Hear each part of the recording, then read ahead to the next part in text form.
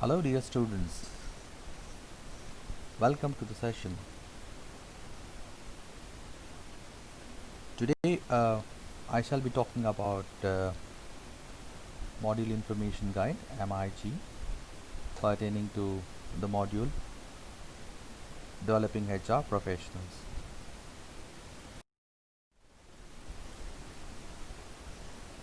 This is a level 2 module of Coventry University, okay?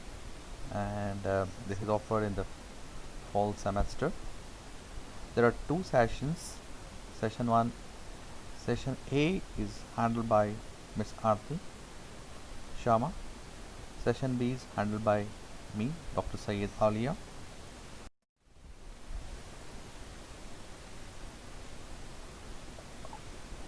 This handbook gives you basic information about the module Developing HR Professionals, and it also gives you a framework, and it will act as a guide to go about it.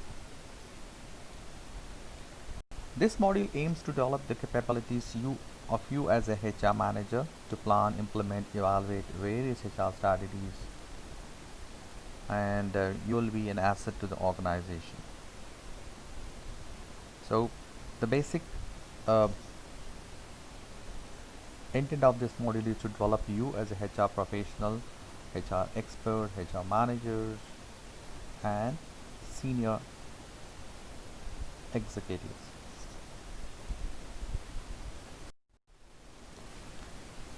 Yeah, as you're all aware, every module has learning outcomes. So as for this module, we do have 4 learning outcomes.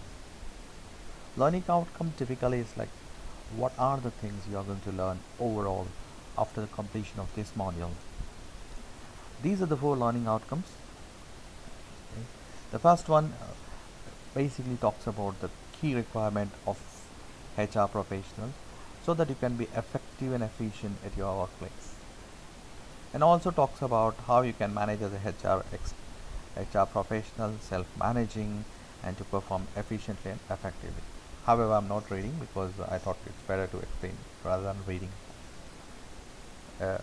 And thirdly, to practice collaborative relationship as a member of working groups and teams, and to have an added value contributor to the organization as an employee.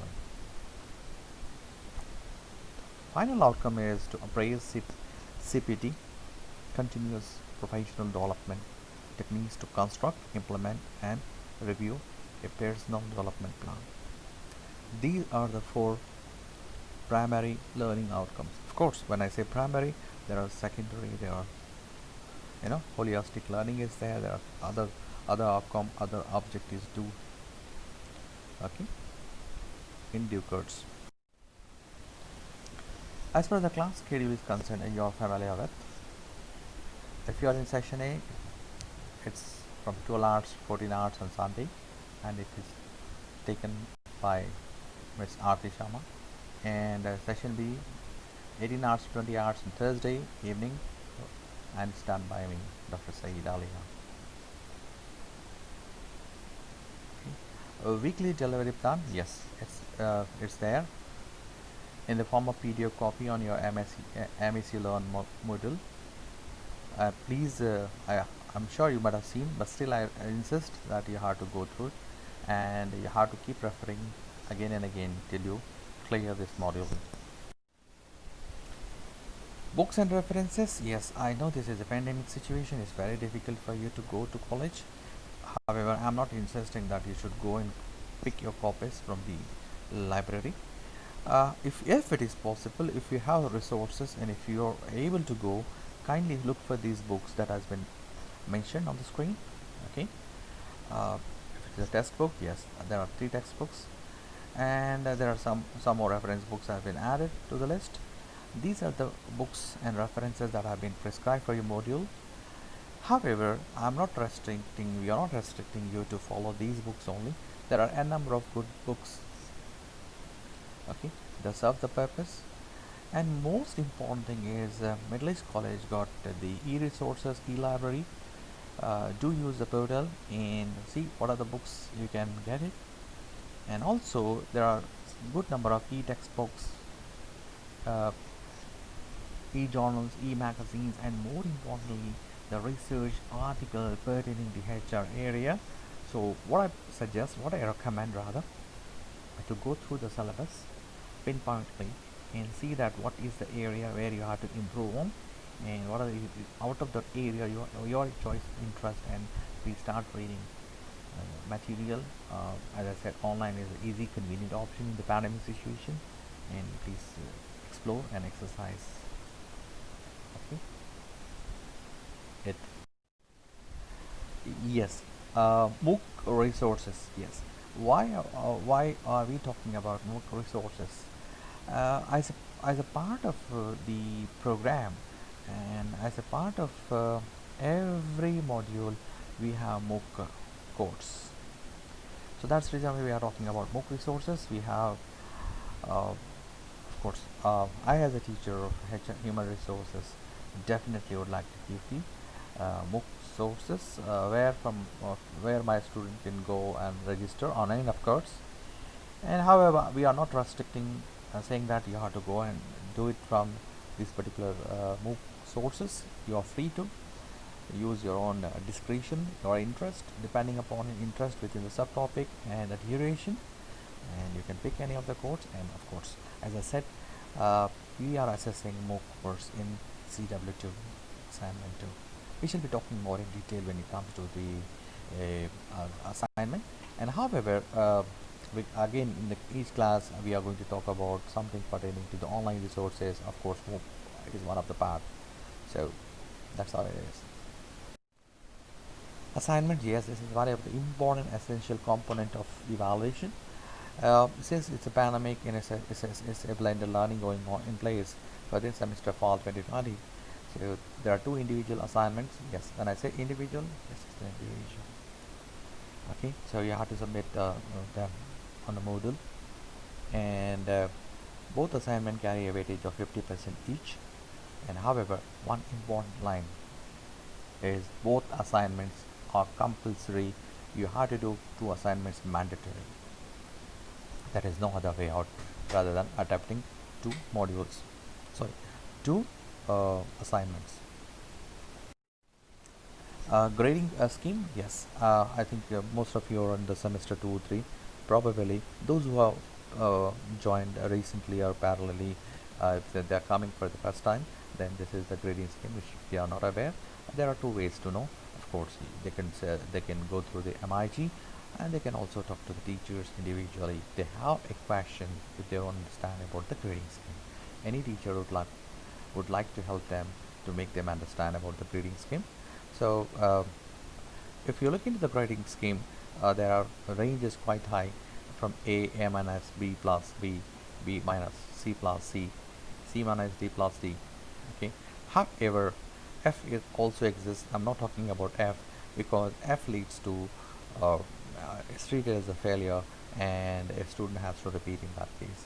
However, as a teacher, as a person of I have a concern towards you. I expect that my student they do their best to their abilities, and they score in a good grades, probably A plus, A minus, B plus, something like that. Okay, but acceptable is up to D. Yeah, when you're submitting an assignment, one of the important element is we do have a checks and balances mechanism in place. So we do evaluate your assignment based on different parameters. One of them, if your assignment found to be, you know, high on similarity, because at college, at MSc, we are using Turnitin as a software which determines the similarity. And moreover, we are not talking about the tool as a Turnitin, but I'm talking as a ethical practices. One should not indulge in copy paste business. One should not, use the information directly available without citing referencing, of course without paraphrasing, so rewriting. So in case if the student falls into the category of plagiarism, then there are different ways to deal with. For example, if the first time they are getting into this situation, uh, you know there will be one chance, but however that will be marked as one attempt, and 25% deduction of marks will take place. Similarly, if you are indulging into like ghost writing, getting your assignment written by somebody else, and you're buying an assignment, or using somebody else's assignment and presenting it. So these are all the different cases falls under academic integrity violation. Detailed description is there in MIG. Please do refer, which is going to be very very useful for you to know and to understand, and not to fall into this academic integrity or integrity violation zone. Yes, do we have late submission? Late submission, yes. Personally, I don't suggest that my students are going to submit any late assignment. But however, because of exigency situations, sometimes it do happen. So in those cases, but every delayed day, yani, for example, if the due date or the deadline is today, if they are submitting next day, one day, it amounts to 5% of the marks obtained.